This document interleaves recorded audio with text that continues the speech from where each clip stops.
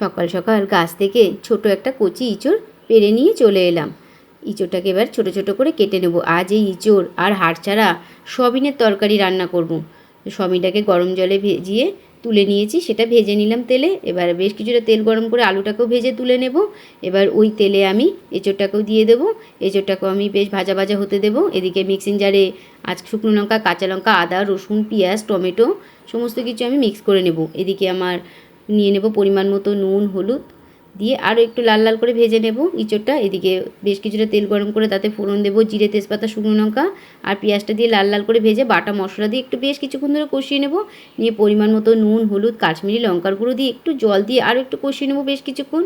এদিকে কষানো হয়ে গিয়েছে, দিয়ে দেবো ভেজে রাখা ইঁচড়, সয়াবিন, আলু আর একটু জল দিয়ে ভালো করে কষিয়ে নেব। এদিকে প্রেশার কুকারে সমস্ত কিছু দিয়ে আমি একটা সিটি দিয়ে নেব। এবার দিয়ে দেবো সামান্য চিনি, ঘি আর ভাজা মশলা দিয়ে আমি প্রেশার কুকারটা এবারে চাপা দিয়ে দেবো। একটা সিটি দিয়ে আমি নামিয়ে নিয়েছি। গরম ভাত আর গরম গরম ইঁচড়ের সয়াবিনের তরকারি মুখে দিতেই স্বাদে ফাটাফাটি।